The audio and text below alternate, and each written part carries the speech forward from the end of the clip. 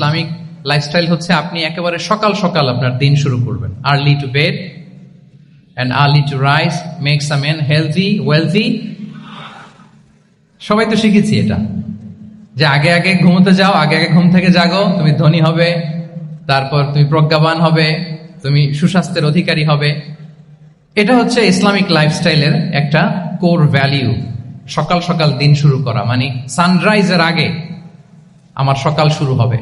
কাজী নজরুলের যে কবিতা, সূর্যি মামা জাগার আগে উঠবো আমি জেগে, পড়েছি আমরা সবাই, কিন্তু হয়তো মানা হয় না। তো এই যে সকাল সকাল ঘুম থেকে ওঠা, এটা যদি আপনার মধ্যে না থাকে, এটা ইসলামিক লাইফস্টাইল হতে পারে না।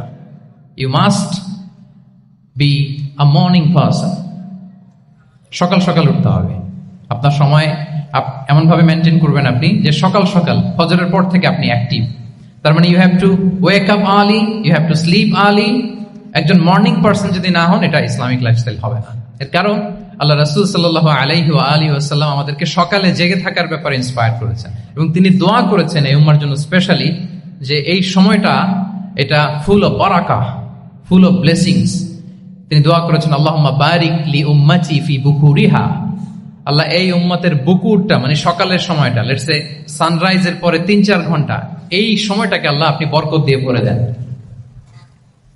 এই সময়টাতে ঘুমানো যাবে না, এটা হচ্ছে বরকতের সময়। এবং আল্লাহ রাসূল সাল্লাল্লাহু আলাইহি সাল্লাম যদি কোনো সামরিক অভিযান প্রেরণ করতেন, এই টাইমে প্রেরণ করতেন, এই বুকুরের টাইমে। এবং সাহাবারা তাদের কোনো ট্রেড ক্যারাভান, ব্যবসায়িক কাফেলা যখন সেন্ড করতেন, এই টাইমটাতে সেন্ড করতেন, কারণ এই টাইমটাতে বারাকা। তো এখন নিজের সাথে মিলিয়ে নেন যে এই টাইমটাতে আমরা কি করি। আমি জানি না আপনাদের কি অভ্যাস। আমি এসে তো শুনলাম যে জাহাঙ্গীরনগর বিশ্ববিদ্যালয়ে নাকি যতজন শিক্ষার্থী মানে ততজনের জন্য এখানে আবাসনের ব্যবস্থা আছে।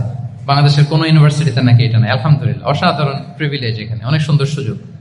তো এখন বলেন আপনাদের সকালের রুটিন কি, বলেন। ঘুমিয়ে থাকেন না জেগে থাকেন? হ্যাঁ, আচ্ছা, ফজরের পরে আমরা ঘুমাই কারা কারা দেখি? সর্বনাশ। আচ্ছা ঠিক আছে, হাত নামান। আচ্ছা, ফজরের পরে আমরা একটু এক্সারসাইজ করি, পড়াশোনা করতে বসি কারা কারা? মাশাআল্লাহ, আছে কিছু, ঠিক আছে, হাত নামান। এবার 2 বারের 1 বারও যারা হাত তুলেননি তারা হাত তুলেন। আপনারা কি করেন? এইটা হ্যাঁ, ডিভাইস